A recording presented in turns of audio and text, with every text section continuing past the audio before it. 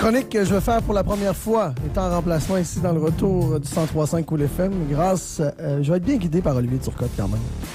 Et c'est une chronique d'agriculture et on va parler d'acériculture cet après-midi avec Samuel Lapointe qui est au bout du fil. Bonjour, M. Lapointe. Bonjour, ça va bien? Ça va très bien vous-même? Oui, très bien. Donc, on va parler d'acériculture aujourd'hui. Oui, c'est ça. Pour les gens qui ne le savent peut-être pas, c'est quoi l'acériculture? C'est tout ce qui a rapport aux érablières puis à la production de sirop d'érable, finalement. Les 48 dernières heures de météo, j'allais dire bipolaire, quadripolaire, je vais l'inventer le mot, là. Ça veut dire quoi pour un acériculteur? Ça veut-tu dire surveiller toutes les tubulures pour être sûr qu'il n'y a rien qui est tombé? L'entaillage, es-tu déjà commencé à cette période-là? Oui, nous autres, on commence à entailler là, au début janvier pour être sûr d'être prêt là, pour les premiers dégels, finalement. Puis c'est ça, là, dans les 2 dernières journées, on a eu la température un peu spéciale. Là, on a eu du verglas hier. Aujourd'hui, nous autres, on a pratiquement fini d'entailler. Il nous reste un petit secteur, mais aujourd'hui, là, nos pompes ont tourné, nos stations ont tourné là, toute la journée parce qu'on était en haut de zéro. On en profite pour vérifier finalement là, nos systèmes, faire des premières tournées là, de fuite pour pas avoir des problèmes en forêt. Il y en a qui entaillent plus tard, là, dépendant de la grosseur de l'érablière, mais je dirais ceux qui ont des érablières plus commerciales ou de certaines grosseurs là, sont sur le point de terminer ou ont terminé d'entailler. Là. Ça amène-tu son lot de problèmes, une météo en dents de scie comme ça? Ben, c'est sûr qu'on dit jamais non pour récolter de la sève, mais là, ce qui arrive, ce qui se produit depuis quelques semaines, c'est qu'on a une journée ici et là avec des dégels, puis ça regèle très fort après, fait que c'est sûr que c'est pas l'idéal, mettons, là, on pourrait dire. Combien d'entailles chez vous, là, pour qu'on se donne une idée de l'envergure? Moi, je compare tout le temps à mon père qui en a 125. Nous, on opère 25 000 entailles là, présentement. Là, on est sur 2 sites. Là, fait que c'est ça, on commence à entailler. On a un site d'une quinzaine de mille, un site d'environ 10-11 000. Là, fait qu'on commence à entailler notre site principal où est-ce que la cabane à bouillir se situe en premier. Des fois, justement, qu'on aurait des dégels en plein milieu de l'hiver, ben c'est plus facile de faire ça comme ça que de transporter l'auto. Puis on termine par le secteur là, qui a un osmose, mais qui est pas notre site de bouillage principal. Là. Puis là, on va te demander un peu de sortir ta boule de cristal, mais j'imagine qu'un acériculteur d'expérience fait attention quand il regarde dans cette boule-là. On sait-tu si la prochaine saison va être bonne? La météo a tellement changé dans les dernières années, puis les saisons des sucres nous ont impressionnés. On s'attendait à rien, puis on a eu des bonnes. On a eu de la qualité, pas toujours de la quantité. On s'attend à quoi pour cette année? C'est vraiment dur.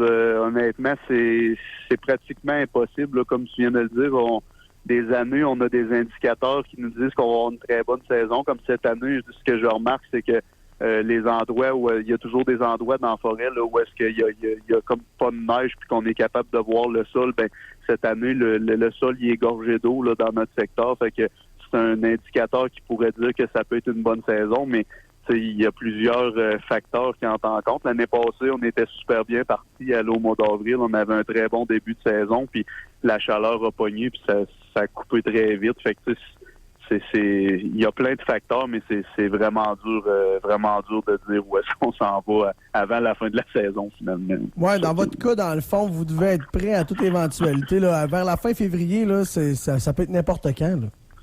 Oui, dans nos secteurs, c'est toujours variable. Là, quand on va plus dans le haut de la Beauce, ils ont des coulées dans février, de la mi-février à aller jusqu'à fin avril.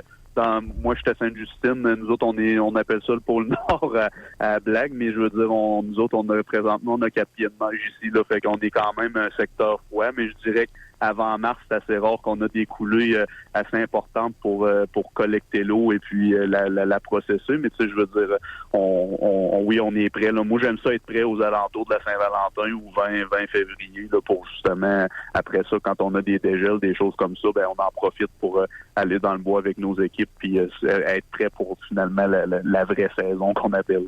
Tu nous as parlé des sols gorgés d'eau. C'est quoi les indicateurs justement que vous regardez pour espérer une belle saison?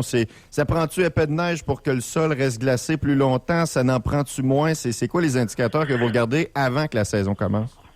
Ben, ça, c'est en tout cas, habituellement, les années que le sol, là, qu'il y a beaucoup d'eau dans le sol, ben, c'est des bonnes années parce qu'elle veut pas, quand on a la température qu'il faut, ben, l'érable, je veux dire, appuyer son eau quand même dans le sol tout le temps. Fait que c'est quand même un indicateur. Mais tu sais, après ça, c'est vraiment, faut que tu aies la température, faut que tu aies des bons gels, des gels la nuit avec des dégels le jour, mais pas trop chaud non plus, parce que je veux dire, les érables sont dans leur pic de coulée de 0 à 7-8 degrés. À 13-14 degrés, on voit des baisses dans les coulées. Fait que tu sais, c'est assez, c'est dur de dire en regardant au mois de février, en regardant dans la forêt, ça va être ça notre saison, mais puis de la neige, tu parlais de la neige, ben c'est des années avec beaucoup de neige, c'est pas des choses qui aident tant que ça, parce que dans le fond, quand les pieds des érables sont pas dégagés du tout, ben des fois on voit des journées que on a de la température idéale pour faire du sirop, puis on n'a pas des grosses coulées parce que justement les érables sont